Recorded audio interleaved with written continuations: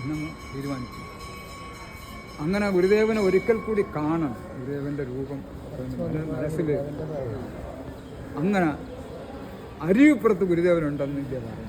ഇദ്ദേഹം ഇവിടെ അടുത്തുള്ളതിന് ഒരുപാട് കോട്ടകളുള്ള ഈ കായൽ കഴിഞ്ഞ അങ്ങനെ അദ്ദേഹം അരുവിപ്പുറത്ത് വന്ന് ദൂരെ നിന്ന് ഗുരുദേവനെ കണ്ടു. ഗുരുദേവനെ കണ്ടു എല്ലാം പല പ്രാവശ്യം കണ്ട് ആ രൂപം മനസ്സിൽ പതിച്ചുണ്ടെന്ന് വീട്ടിൽ ചെന്ന് ചിത്രം വരച്ചു. ഒരു ക്യാൻവാസ്, ഈ കാണുന്ന കണക്ക് ഒരു ക്യാൻവാസിൽ വരച്ചു. മനസ്സിലായില്ലേ? വരച്ച് മാറി നിന്ന് നോക്കിയപ്പോൾ ശരിയായില്ല, ചിത്രം അദ്ദേഹത്തിന് ഇഷ്ടപ്പെട്ടില്ല. വീണ്ടും വരച്ചു. അങ്ങനെ അനേകം ചിത്രങ്ങൾ വരച്ചിട്ടും അദ്ദേഹത്തിൻ്റെ ഭാവനയ്ക്കൊത്ത് ചിത്രം ഭംഗിയായില്ല, പിന്മാറിയില്ല. എന്നാൽ ശരി, ഇനി ഗുരുദേവനെ നേരിൽ കണ്ട് ഗുരുദേവൻ്റെ അനുവാദം വാങ്ങി അനുഗ്രഹം വാങ്ങി ചിത്രം വരച്ചാലേ മതിയാകൂ. അങ്ങനെ ഒരു ദിവസം അദ്ദേഹം അറിഞ്ഞു ഗുരുദേവൻ കോലത്തുകരയിൽ വിശ്രമിക്കുന്നുണ്ട്. അങ്ങനെ അദ്ദേഹം ഇവിടെ വന്നു.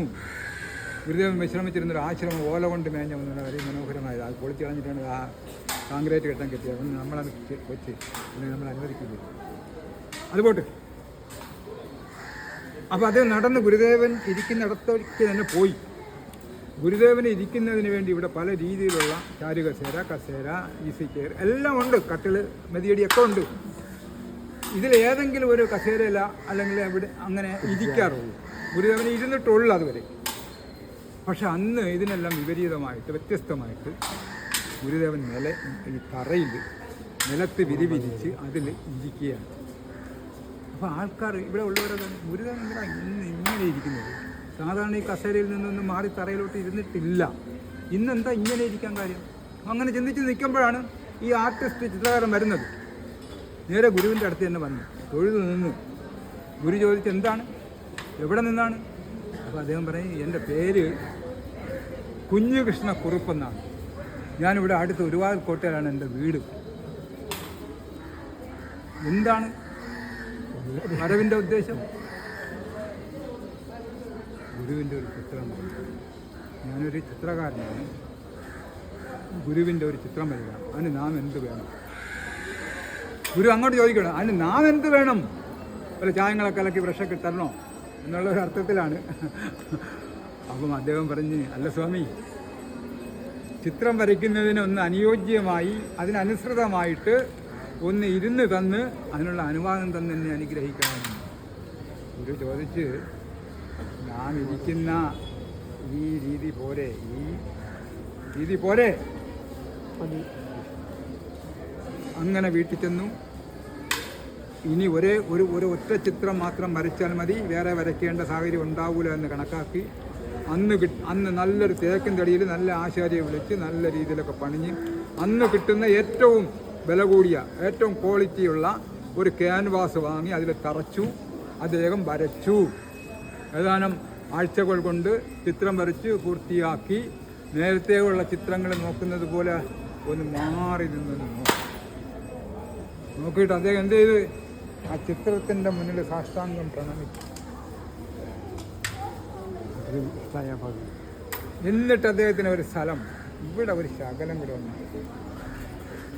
ചെറുതായിട്ടൊന്ന്, അങ്ങനെ ആ സ്ഥലത്ത് ബ്രഷിൽ ചായം മുക്കി ആ സ്ഥലത്ത് കൊണ്ടുവരും. ബ്രഷിൽ നിന്ന് ഒരു തുള്ളി അവിടെ നിന്നു. പിന്നെ അദ്ദേഹം അതിനെ ഒരു ചെറിയ രീതിയിലേക്ക് മാറ്റി. മനസ്സിലായില്ലേ?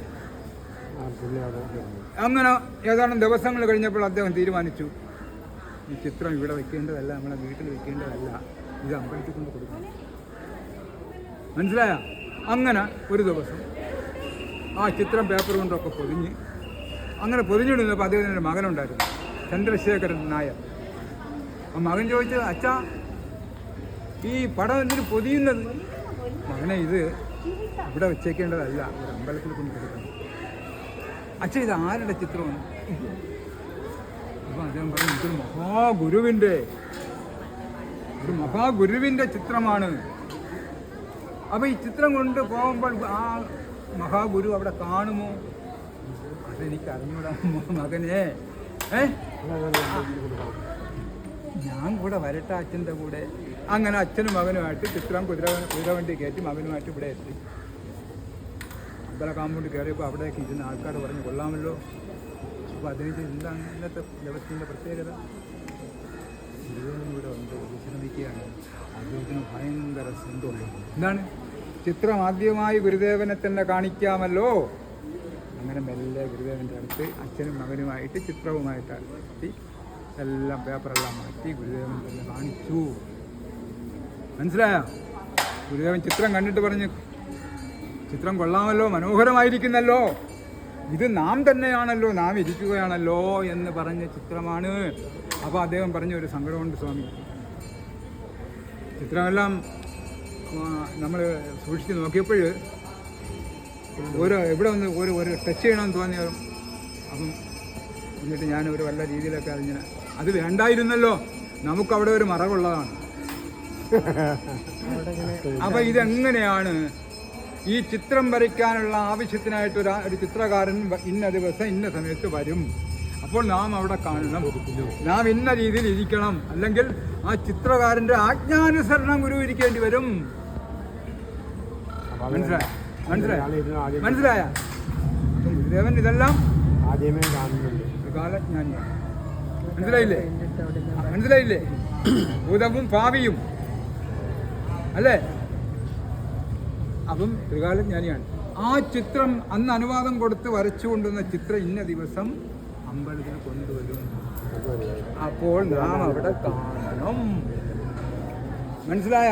അത് ഗുരുദേവൻ ആരാണെന്ന് അദ്വൈത ദീപികയിൽ ഒരു ശ്ലോകത്തിൽ കൂടി വെളിപ്പെടുത്തി.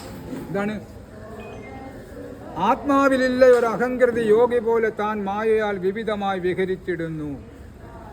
യോഗസ്ഥനായി നിലയിൽ നിന്നിളകാതെ കായ വ്യൂഹം ധരിച്ച് വിഹരിച്ചിടുമിങ്ങി യോഗി. ഒരു യോഗസ്ഥനായി ഒരു സ്ഥലത്തിരിക്കുമ്പോൾ തന്നെ അനേകം ശരീരങ്ങൾ സ്വീകരിച്ചുകൊണ്ട് ഈ ലോകത്തിൻ്റെ നാനാഭാഗങ്ങൾ ഒരേ സമയം ദർശനം കൊടുക്കാൻ സാധിക്കും എന്ന് ഗുരു തന്നെ എഴുതി വച്ചേക്കും.